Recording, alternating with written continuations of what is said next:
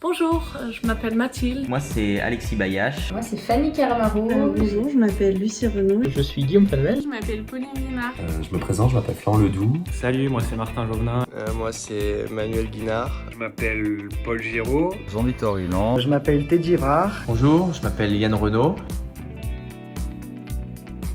L'académie m'a permis de progresser dans plein de domaines. Bien évidemment sur l'aspect tennistique, que ce soit techniquement, physiquement, tactiquement ou mentalement parlant. Mais je pense que ça m'a également permis de grandir. J'ai pu gagner en maturité, en autonomie, mais également en rigueur dans tout ce que je faisais. Juste techniquement, tactiquement, les valeurs au sein de l'académie. Quand on est au sein de l'académie, quand Delphine ou Stéphane, on mange ensemble, on a des valeurs ensemble, on nous apprend à vivre en communauté. Donc tout ça, c'est des valeurs et tout ça, c'est des choses que je n'oublierai pas. Déjà vivre en communauté. Moi, quand j'étais à l'académie, on était 8 joueurs et joueuses avec Steph et Delphine, Lucas et Marius et 2 chiens. On connaît vite tout le monde et on les connaît vite bien. Donc le partage, l'empathie, la générosité, ça va de faire son lit et mettre la table et les tâches ménagères à savoir s'écouter les uns les autres et à s'adapter aux humeurs d'un groupe, qu'elles soient bonnes ou mauvaises. Ils m'ont conseillé de passer le DE pour avoir un backup parce que moi je souhaitais aller sur le circuit. Donc voilà, j'ai passé le DE, je l'ai eu du premier coup. Ça, j'ai pas envie de dire que ça a été une formalité, mais j'avais acquis, on va dire, des connaissances tennistiques grâce à l'académie qui étaient juste hors du commun par rapport à tous ceux qui étaient dans ma promo. Donc ça déjà c'était un énorme plus.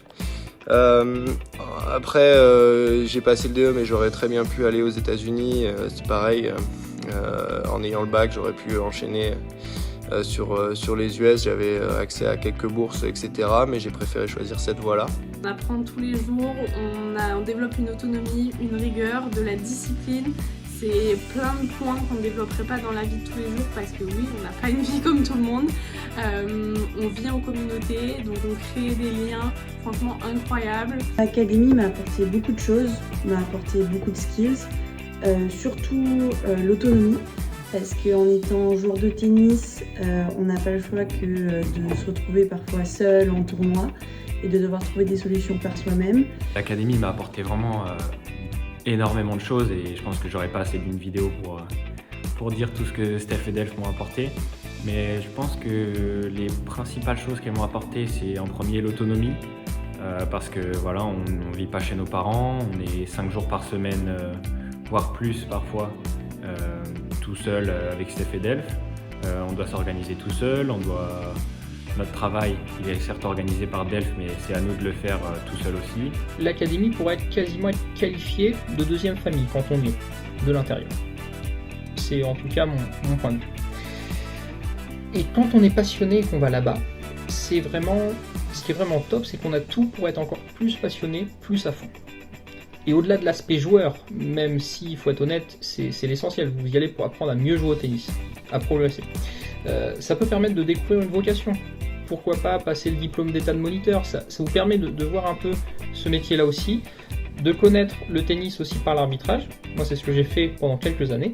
Et vous pouvez par la suite garder un pied dedans, notamment en s'investissant dans un club, un comité ou une ligue. L'Académie française de tennis, ça m'a apporté déjà beaucoup d'expérience.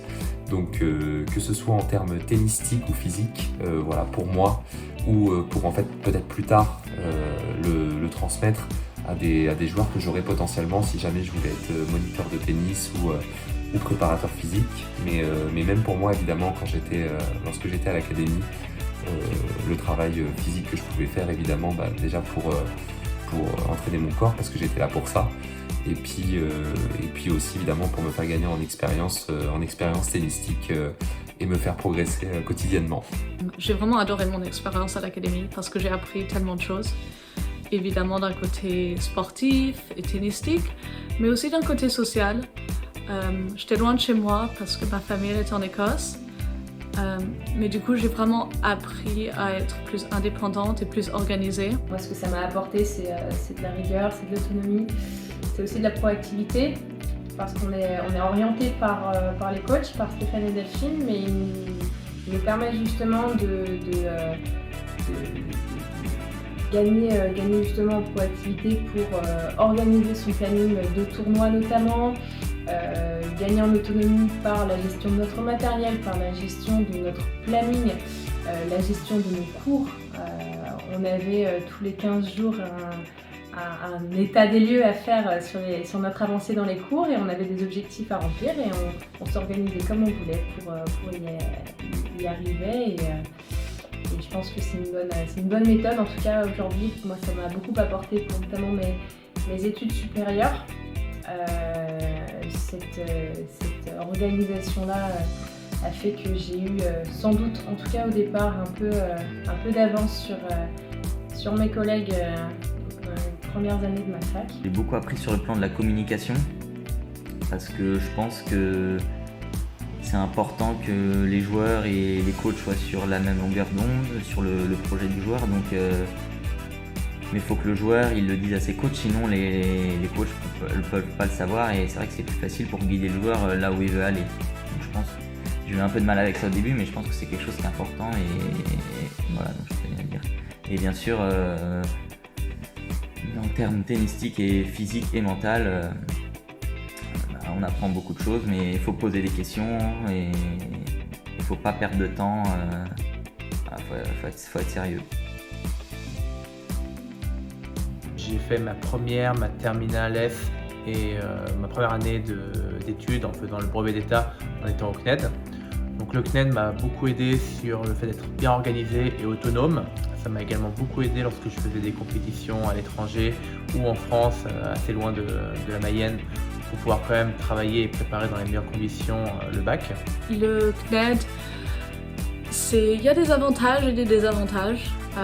L'avantage pour moi, c'était qu'il y avait peut-être des matières que je trouvais un peu plus faciles, du coup je pouvais aller un peu plus vite que je ferais si j'étais en cours. Mais aussi il y avait des matières que je trouvais un peu plus difficiles, du coup je pouvais passer plus de temps à faire ces matières et à bien comprendre. Le désavantage, c'est probablement qu'il n'y a pas de prof, du coup c'est difficile si tu comprends vraiment pas quelque chose. Il faut vraiment chercher les réponses. Mais c'est aussi une bonne leçon parce que dans le monde du travail, t'as pas toujours quelqu'un qui va te dire les réponses, il faut aller les chercher. Un bac scientifique, du coup, première terminale, c'est vrai qu'il y avait un peu de boulot, mais il faut bosser le week-end en rentrant et tout ça, mais je prenais souvent des cours de maths physique le week-end, j'avais un prof pour ça, donc ça allait un peu plus vite, ça me guidait.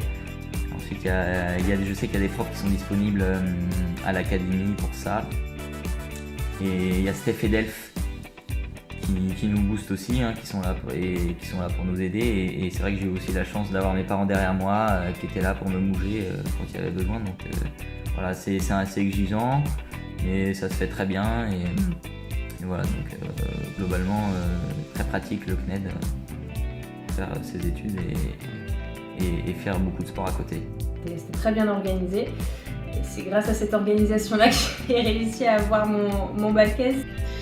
Donc même si c'est vrai, à la base on y va pour le sport, c'est davantage. C'est une vraie école de la vie par rapport à cette conciliation que l'on apprend et ce côté très gestionnaire, même si on va pas le ressentir comme ça au début. Ce côté gestionnaire dans le sens où on apprend à gérer notre temps, notre fatigue, notre stress et surtout, en général, notre corps qui devient un véritable outil de travail, notamment par rapport au volume d'entraînement. Le CNED, ça nous apporte aussi franchement une autonomie de dingue. On peut approfondir certaines matières, on peut aller des fois un peu plus vite sur d'autres matières. Voilà, on n'a pas forcément tous les mêmes facilités partout, donc ça permet de prendre le temps dans certaines matières où on a besoin et dans d'autres prendre un peu moins le temps. La principale chose que je retiens du CNED, c'est vraiment que c'est très très adaptable. On est en tournoi, on ne peut pas travailler ce jour-là, mais on peut se rajouter du travail le lendemain. Rien n'est vraiment fixé. Certes, il faut respecter les plannings des envois de devoirs parce que sinon c'est un peu le bordel. Mais franchement, l'adaptabilité du CNED, c'est vraiment le meilleur point. Tu es en tournoi, tu n'as que ton ordi ou même ton téléphone. Tu peux tout de même réviser pendant le tournoi, et aussi franchement l'autonomie, parce que devoir respecter des plannings, devoir respecter des envois de devoirs et d'essayer de bien échelonner son travail pour pouvoir être prêt le jour du contrôle, franchement je pense que c'est vraiment le top, hein, le CNED, quand tu es sportif de haut niveau, quand tu veux beaucoup jouer au tennis, quand tu veux beaucoup jouer même à n'importe quel sport, c'est vraiment la meilleure chose. J'ai suivi ma scolarité avec le CNED, donc par correspondance. Ça s'est super bien passé. De toute façon, Steph et Delph étaient là pour nous suivre là-dedans et pas nous laisser dans la panade quand on avait besoin. Donc voilà, j'ai eu aucun souci. Moi qui n'étais pas très scolaire, plus branché tennis, ça l'a quand même très bien fait. J'ai eu mon bac du premier coup et puis derrière j'ai même fait un diplôme de gestion des associations par correspondance, donc je suis resté une année de plus avec Steph et Delph. Mon expérience avec le CNED a été très bonne. L'encadrement et les ressources que l'académie crée sont plus que suffisantes. Tout ce qui est les créneaux qui sont créés pendant la semaine par Steph et Delphine, et Steph et Delphine en plus de ça à nous aider scolairement quand il y a besoin. Ça a été impeccable. Et je pense aussi que le CNED, c'est un gros côté positif pour apprendre à aller chercher les ressources de soi-même, faire de soi-même et gérer son temps. Ce qui prépare très bien aux années post-bac, quand la charge de travail devient supérieure, ou si on continue d'étudier en jouant au tennis à haut niveau. Très important. Concernant les cours par correspondance au CNED, ça s'est très bien passé. Bien évidemment, il faut, je pense, quelques semaines pour s'accommoder, mais ensuite tout roule. Alors le CNED, c'est vrai que c'est assez challengeant, mais je me rends compte que maintenant c'est tellement bénéfique, il y a tellement de points positifs qui sont arrivés grâce à ça. Même si c'est dur de ne pas avoir de prof forcément ou devoir trouver des réponses par soi-même, en tout cas c'est aujourd'hui une compétence que j'ai et que je vois tous les jours m'apporte énormément d'un point de vue professionnel et même dans mes études post-bac. Ça m'a énormément aidé. Il faut vraiment juste être assidu, mais on a la chance d'être en petit comité, d'être une dizaine max, et donc forcément Delphine, notre coach, qui est là pour nous aider au CNED, on a beaucoup d'aide. Si on a un souci, on l'appelle, on vient avec elle, et puis forcément elle a l'habitude de voir depuis toutes ces années comment le CNED fonctionne, donc on est aidé, on n'est pas tout seul, donc ça c'est un gros point positif. Non, je suis sur le circuit, ça me plaît énormément. J'ai été classé 130e mondial en simple et 145 en double en janvier. Là, je me suis blessé, donc ça a un petit peu coulé. Mais non, franchement, voilà, je leur dois énormément à Steph et Delph. Je suis parti de l'académie après 3 ans, après avoir eu mon bac de français et en étant classé 0, car j'ai dû déménager pour aller dans le sud à Montpellier, où j'ai validé ma terminale dans une autre académie. Et ensuite, dans un peu plus d'1 mois, je pars 4 ans aux US, à Las Vegas, dans une université américaine, voilà, dans le but de toujours continuer mes études en parallèle du tennis. Et bien sûr, le principal objectif reste de devenir professionnel à l'issue de ces 4 ans ou même avant. Aujourd'hui, je suis conseiller à la création et reprise d'entreprise. Donc j'aide les porteurs de projets à développer et concrétiser leurs projets d'entrepreneuriat. En parallèle, je commence un doctorat en sciences de gestion et j'interviens de manière ponctuelle dans des établissements d'enseignement supérieur. Donc après ça, je suis parti aux États-Unis pendant 6 ans, où j'ai obtenu un bachelor en business management et un MBA en marketing. Et aujourd'hui, maintenant, je travaille dans le commerce du sport. J'ai travaillé pendant 2 ans pour la marque Technifibre, où j'étais commercial sur le Grand Ouest et j'ai vendu des raquettes, des cordages à des magasins. Et puis à partir de maintenant, je vais travailler pour Lacoste Golf en tant que commercial sur tout le Grand Ouest. J'ai passé mon diplôme d'enseignant tennis, donc le DE tennis l'année dernière. Voilà, c'est une des portes que couvre potentiellement l'Académie française de tennis. Voilà, avec l'expérience, comme j'en parlais tout à l'heure, en fait, engrangée par les entraînements vécus en tant que joueur. Évidemment, il y a des bonnes choses qui restent et qui, si on le souhaite, évidemment, nous donnent envie pour transmettre cette fois-ci, parce que nous, voilà, c'est un peu un passage de rôle un petit peu. Hein.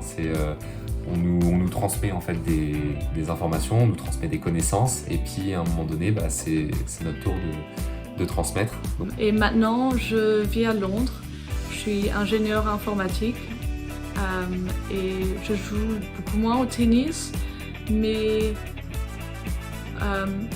même si j'utilise moins ça que j'ai appris à l'académie, j'utilise tout le reste. Énormément de choses au niveau physique.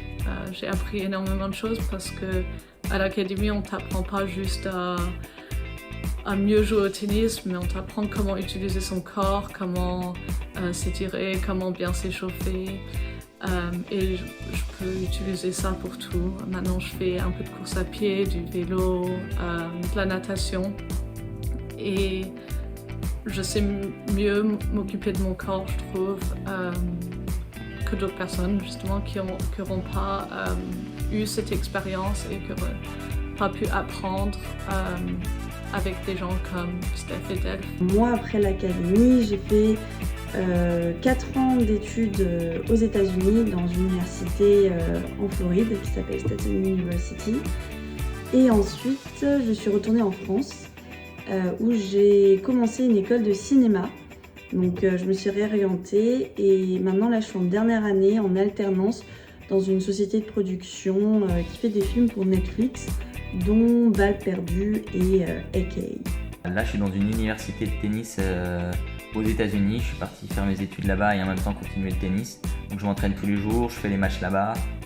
Et à côté de ça, je fais un bachelor de kinésiologie. Donc voilà, j'espère peut-être pouvoir lier un jour le tennis et voilà, et la kiné. J'ai quitté l'académie à mes 18 ans pour me lancer sur le circuit professionnel de tennis.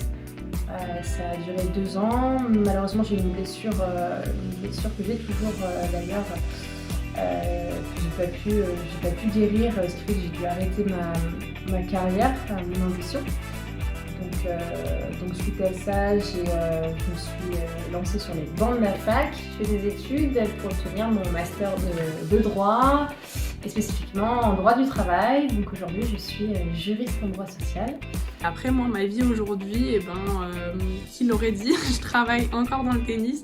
Je suis vendeuse employée polyvalente dans un commerce de tennis.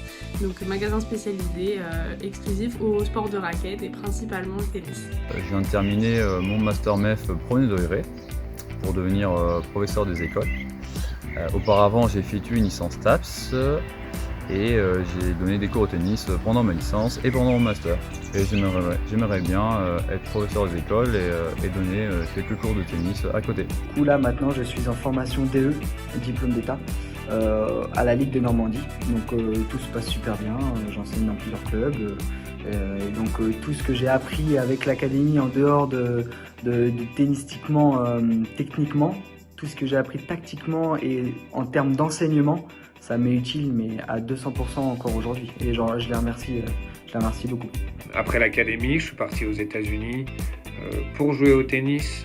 J'ai joué au tennis pendant 5 ans en faisant mes études en même temps. J'ai fait un bachelor et après un master pendant 1 an.